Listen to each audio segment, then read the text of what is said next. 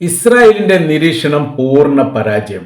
4 സൈനികർ കൂടി കൊല്ലപ്പെടുകയും 3 സൈനികർക്ക് മാരകമായ പരിക്കേറ്റ വിവരം പുറത്തു വന്നു. ഇത് ഇസ്രായേലിനെ ആകപ്പാടെ ഞെട്ടിപ്പിച്ച കാര്യമാണ്. സാധാരണഗതിയിൽ ഒരു മേഖലയിലേക്ക് സൈനികർ വരുന്നതിന് മുൻപ് വലിയ രീതിയിലുള്ള ബഹിരാകാശ നിരീക്ഷണവും ഡ്രോൺ റഡാർ നിരീക്ഷണ സംവിധാനങ്ങളും അവർ ഉപയോഗിക്കാറുണ്ട്. പൂർണ്ണമായ രീതിയിൽ സുരക്ഷിതമാണ് എന്ന് ബോധ്യപ്പെടുന്ന സമയത്ത് മാത്രമാണ് സൈനികർക്ക് മേഖലയിലേക്ക് പ്രവേശനം നൽകാൻ വേണ്ടി IDFന്റെ മേധാവികൾ അനുമതി നൽകുക. ഈ കാര്യങ്ങളൊക്കെ ഈ പ്രദേശത്തേക്ക് ഇപ്പോൾ നിലവിലെ സാഹചര്യത്തിൽ എല്ലാ പരിശോധനകളും നടത്തി വളരെ കൃത്യമാണ്, സുരക്ഷിതമാണ്, പ്രശ്നങ്ങളൊന്നും ഇല്ല എന്ന് IDF സൈനികർക്ക് നിർദ്ദേശം നൽകുന്നു. അതിൻ്റെ അടിസ്ഥാനത്തിൽ സൈനികർ അകത്തേക്ക് പ്രവേശിക്കുന്ന ഉടനെ തന്നെ വല്ലാതൊന്നും വൈകാതെ ഒരു ശബ്ദം കേൾക്കുന്നു. അത് ശക്തമായിരിക്കുന്ന ശബ്ദമാണ്. പൊട്ടിത്തെറിച്ചുകൊണ്ട് സൈനികർ മരണപ്പെട്ടു എന്ന റിപ്പോർട്ടാണ് പുറത്തു വരുന്നത്. പ്രഷർ കുക്കർ പോലെയുള്ള വസ്തുക്കൾ ഉപയോഗിച്ച് നിർമ്മിച്ചതാണ് ഇവരിപ്പോൾ സ്ഫോടനത്തിന് വേണ്ടി ഉപയോഗിക്കപ്പെട്ട വസ്തുക്കൾ എന്ന് ഏറെക്കുറെ അഭിപ്രായം പുറത്തു വന്നിരിക്കുകയാണ്. ഇസ്രായേലിൻ്റെ നിരീക്ഷണം പൂർണ്ണമായിരിക്കുന്ന പരാജയമാണ്. ബഹിരാകാശത്ത് ഇവരെന്തോന്നാണ് നിരീക്ഷിച്ചു കൊണ്ടിരിക്കുന്നത് എന്ന ചോദ്യം പോലും ഇസ്രായേലി പത്രങ്ങൾ ഇപ്പോൾ ചോദിക്കുന്നു. രാവിലെ കഴിഞ്ഞ ദിവസം 9:15 റോഡ് സൈഡ് ബോംബാണ് പൊട്ടിത്തെറിച്ചത്. 4 പേർ മരിക്കുകയും 3 പേരുടെ പരിക്കുമായിട്ട് ബന്ധപ്പെട്ട കാര്യങ്ങളും റിപ്പോർട്ടായിട്ട് പുറത്തു വന്നു. റഫയുടെ ജിനീന പ്രദേശത്താണ് സ്ഫോടന പരമ്പര ഉണ്ടായത്. ഇതിനോടനുബന്ധിച്ച് ഇവരുടെ ഭാഗത്തുനിന്ന് ഗസയുടെ ഭാഗത്തൊരു നിർദ്ദേശം മുന്നോട്ട് വന്നിട്ടുണ്ട്. സമാനമായിരിക്കുന്ന സ്ഥിതിയായിരിക്കും ഓരോരോ മേഖലയിൽ നിന്ന് അടുത്ത മേഖലയിലേക്ക് നിങ്ങൾ പ്രവേശിക്കുന്ന സമയത്തും ഉണ്ടാവുക. റോഡിനെ കുറിച്ചോ ദേശത്തെക്കുറിച്ചോ ഭൂമിശാസ്ത്രത്തെക്കുറിച്ചോ നിങ്ങൾക്കത് അറിയില്ല. ഞങ്ങളിത് പഠിച്ചു വരികയാണ് ഇത്രയും കാലം. അതുകൊണ്ട് ഈ മേഖല അത്ര സുരക്ഷിതമല്ല എന്ന് നിങ്ങൾ ആലോചിച്ചാൽ നന്ന് എന്നുള്ള ഒരു ഭീഷണി സ്വരത്തിലൊക്കെ ഗസയിൽ നിന്ന് റിപ്പോർട്ട് വന്നിട്ടുണ്ട് എന്ന് പറയുന്നു.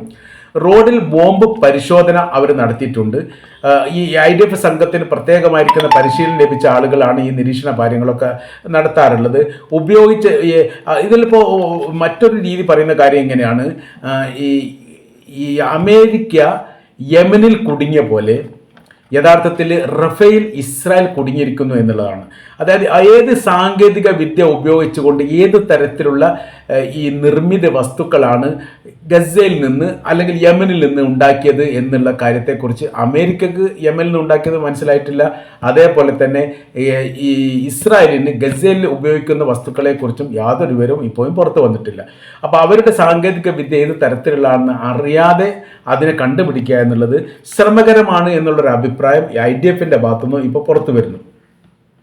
മധ്യ ഗസയാണ് ഏറ്റവും പ്രധാനമായിരിക്കുക. 10 ലക്ഷത്തോളം പലസ്തീനികൾ താമസിക്കുന്ന ഏരിയയാണ് മധ്യ ഗസ എന്ന് പറഞ്ഞാൽ. പൂർണ്ണമായിരിക്കുന്ന 100% ഈ ഹമാസിൻ്റെ നിയന്ത്രണത്തിനാണ് ഈ മേഖല. ഗ്രാമ നഗര പ്രാന്ത പ്രദേശങ്ങൾ ഒന്നടങ്കം അവർ അടക്കി വായുന്ന പ്രദേശങ്ങളിൽ ഒന്നാണ്. ഇവിടെ വെച്ചാണ് ഇപ്പോൾ വലിയ രീതിയിലുള്ള മരണങ്ങളൊക്കെ റിപ്പോർട്ട് ചെയ്യുന്നത്.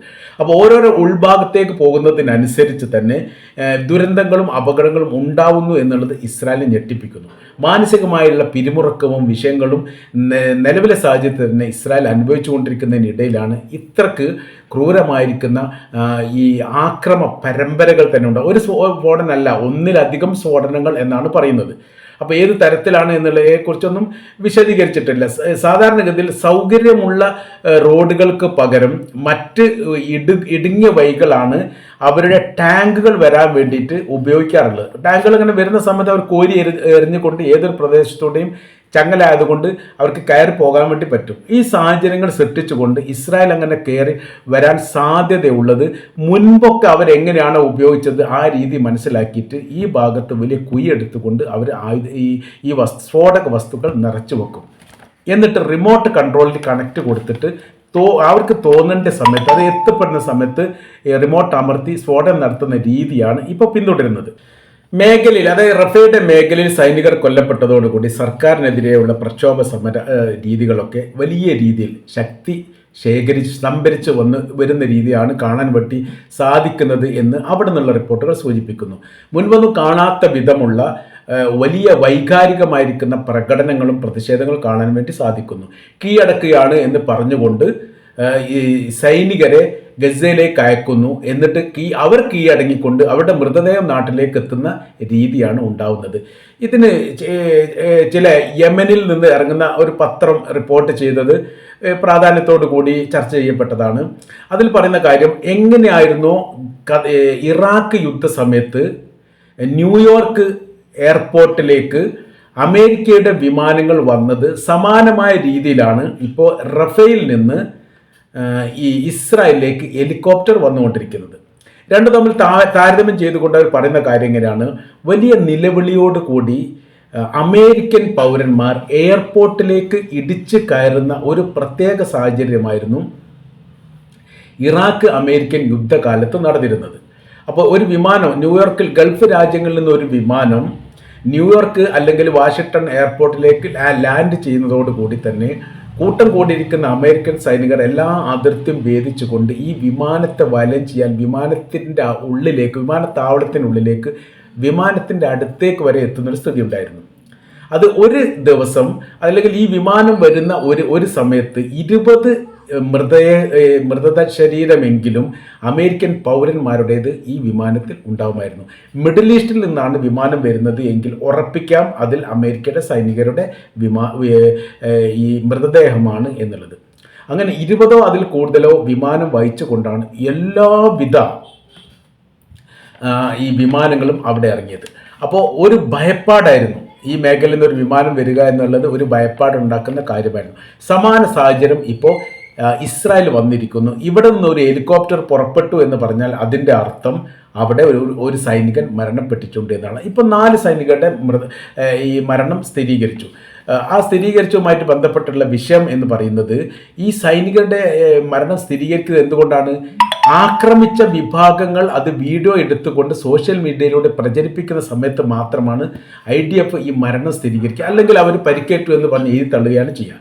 അതൊരു സൈക്കോളജിയാണ്. അതിനൊരു പറയുന്ന കാര്യം ഇങ്ങനെയാണ്, സൈനികർ നമ്മൾക്കിടയിൽ നിന്ന് നഷ്ടപ്പെട്ടു പോയിട്ടുണ്ട് എന്നുള്ള വിവരം പരസ്യമായ രീതിയിൽ നമ്മൾ പറഞ്ഞാൽ പ്രശ്നം എന്ന് വരുന്നത് യുദ്ധം ചെയ്യുന്ന സൈനികർക്ക് മാനസികമായിരിക്കുന്ന വലിയ പ്രയാസം ഉണ്ടാകും. ആ പ്രയാസം ഒഴിവാക്കാൻ വേണ്ടി ഇതെന്ത് ചെയ്യും? രഹസ്യമാക്കി മറച്ചു വെക്കും. എന്നിട്ട് മറ്റുള്ളവരോട് യുദ്ധം ചെയ്യാൻ വേണ്ടി പറയും. അല്ലെങ്കിൽ അവർക്ക് അന്വേഷിക്കുന്ന സ്ഥിതി വന്നാൽ അവർ പരിക്കേറ്റിട്ടുണ്ട്, ചികിത്സയിലാണ്, ടെൻറ്റിലുണ്ട്, അങ്ങനെ ഇങ്ങനെയൊക്കെ പറയാൻ വേണ്ടി സാധിക്കും. അങ്ങനെ ഉള്ള ഒരു രീതിയാണ് ഇപ്പോൾ അവർ പിന്തുടരുന്നത്. എന്നാൽ യുദ്ധം ചെയ്യുന്നവരെ സംബന്ധിച്ചിടത്തോളം, സൈനികരെ സംബന്ധിച്ചിടത്തോളം അവർക്ക് കൃത്യമായ രീതിയിൽ അറിയാവുന്നതാണ് തങ്ങൾ മരണക്കുയിലാണ് ഇപ്പം നിലവിലുള്ളത്. ഒരു പക്ഷേ തിരിച്ചു പോകാൻ പറ്റിയാൽ പറ്റി എന്ന് മാത്രമേ ഉള്ളൂ. പിടിച്ചു കൊണ്ടുപോകുന്ന സൈനികരെക്കുറിച്ച് പിന്നീട് അന്വേഷിക്കാൻ പറ്റാത്ത വിധം ഈ യുദ്ധം ചെയ്യുന്ന ഈ ഹമാസിൻ്റെ ആളുകളും ഇസ്രായേൽ സൈന്യവും അകന്നു പോയിരിക്കുന്നു. കഴിഞ്ഞ പ്രാവശ്യം ഒരാഴ്ച മുമ്പാണ് 4 സൈനികരെ കാണാതായി, 5 സൈനികരെ അങ്ങനെ കാണാതായ സൈനികരെ കുറിച്ച് പിന്നീട് കിട്ടി എന്നുള്ളതിനെ കുറിച്ച് ഒരു വിവരമില്ല.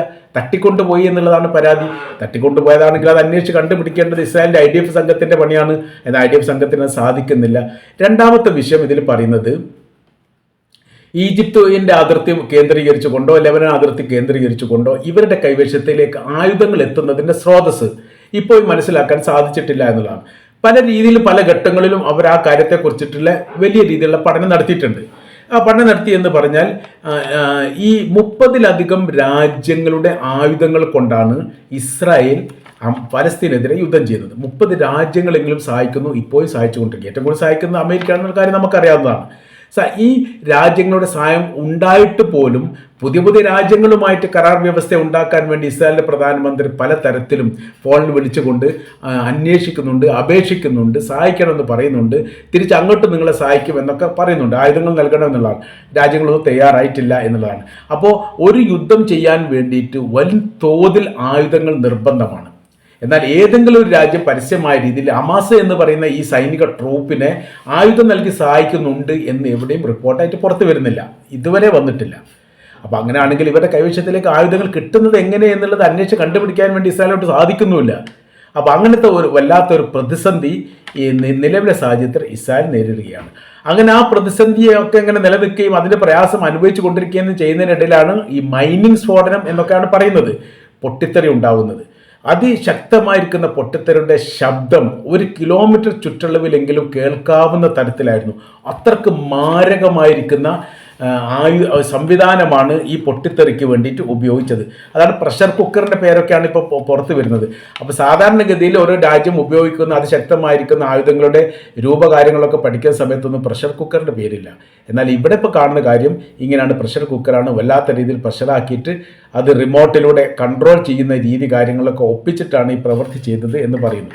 അപ്പോൾ 4 സൈനികർ കൊല്ലപ്പെട്ടു. ആ കൊല്ലപ്പെട്ട കുടുംബവുമായിട്ട് ബന്ധപ്പെട്ട കാര്യം, ഈ ബന്ധപ്പെട്ടവർ വലിയ രീതിയിലുള്ള വിമർശനം യഥാർത്ഥത്തിൽ ഇസ്രായേൽ നടത്തിക്കൊണ്ടിരിക്കുന്നത്. അതിൽ ഒരാൾ ഇപ്പോഴത്തെ യുദ്ധവുമായിട്ട് ബന്ധപ്പെട്ട മുമ്പത്തെ ഒരു വീഡിയോയിൽ നമ്മൾ ആ കാര്യം പറഞ്ഞിട്ടുണ്ട്. അതിൽ പറയുന്ന കാര്യം 19, 20, 21 വയസ്സ്, 24, 25 വയസ്സ് വരെയുള്ള പഠിക്കാൻ പോകുന്ന കുട്ടികളാണ് കൂടുതലും ഇപ്പോൾ യുദ്ധത്തിനായിട്ട് വരുന്നത്. മറ്റുള്ള ആളുകളൊന്നും അങ്ങനെ വേണ്ട വിധം ലക്ഷ്യത്തിലേക്ക് എത്തിക്കാൻ വേണ്ടി സാധിക്കാത്തത് കൊണ്ടാണ് യഥാർത്ഥത്തിൽ അങ്ങനെ ഒരു സ്ഥിതി വരുന്നത്. അപ്പോൾ ഈ കുട്ടികൾക്ക് വേണ്ട രീതിയിലുള്ള പ്രാക്ടിക്കൽ ലഭിച്ചിട്ടില്ല. യുദ്ധവുമായിട്ട് ബന്ധപ്പെട്ട കാര്യത്തിൽ ഏറ്റവും പ്രധാനപ്പെട്ടത് അവർ ആ യുദ്ധം ചെയ്യുന്ന രാജ്യത്തിൻ്റെ ഭൂമിശാസ്ത്രപരമായിരിക്കുന്ന ഒരു പഠനം നടത്താൻ വേണ്ടിയിട്ട് രാജ്യത്തിന് സൈനികർക്ക് സാധിക്കണം എന്നുള്ളതാണ്. അപ്പോൾ അങ്ങനെ ഭൂമിശാസ്ത്രപരമായിരിക്കുന്ന ഒരു പഠനം വളരെ നിർബന്ധമാണ്. പിന്നീട് ശത്രുവിനെ കുറിച്ചുള്ള ശക്തിയും അവരുടെ ആയുധ ബലവും എല്ലാം കൃത്യമായ രീതിയിൽ പഠിക്കുകയും മനസ്സിലാക്കുകയും ചെയ്യണം. ഇവരെ സംബന്ധിച്ചിടത്തോളം ഇപ്പോഴും അതിൻ്റെ ശക്തി മനസ്സിലായിട്ടില്ല, ആയുധബലം മനസ്സിലായിട്ടില്ല. പ്രതിരോധവുമായി ബന്ധപ്പെട്ട് അവരെന്തൊക്കെ ചെയ്തു കൂട്ടും എന്നും മനസ്സിലാക്കാൻ വേണ്ടി പറ്റില്ല. അങ്ങനത്തെ ഒരു വല്ലാത്ത പ്രതിസന്ധി ഈ വിഷയവുമായിട്ട് ബന്ധപ്പെട്ട് ഇപ്പോൾ യഥാർത്ഥത്തിൽ ഇസ്രായേൽ അനുഭവിക്കുകയാണ്. അപ്പോൾ ഈ സൈനികർ കൊല്ലപ്പെട്ടു എന്നതുകൊണ്ട് അവർക്ക് ഇട്ടെറിഞ്ഞ് വരാനൊന്നും പറ്റില്ല. അവർ യുദ്ധവുമായിട്ട് മുന്നോട്ട് പോകുമെന്ന് അവർ പറഞ്ഞിട്ടുണ്ട്. എന്നാൽ എത്രത്തോളം മുന്നോട്ട് പോകും, എത്രത്തോളം സൈനികർ സുരക്ഷിതമാകും എന്നതിനെക്കുറിച്ച് വിവരങ്ങളൊന്നും പറയാൻ പറ്റാത്ത വിധം ഇസ്രായേലിനെ സംബന്ധിച്ചിടത്തോളം അവർ വലിയ രീതിയിൽ പ്രയാസം അനുഭവിക്കുന്നു എന്നാണ് നമ്മൾക്ക് മനസ്സിലാക്കാൻ വേണ്ടിയിട്ട് സാധിക്കുന്നത്.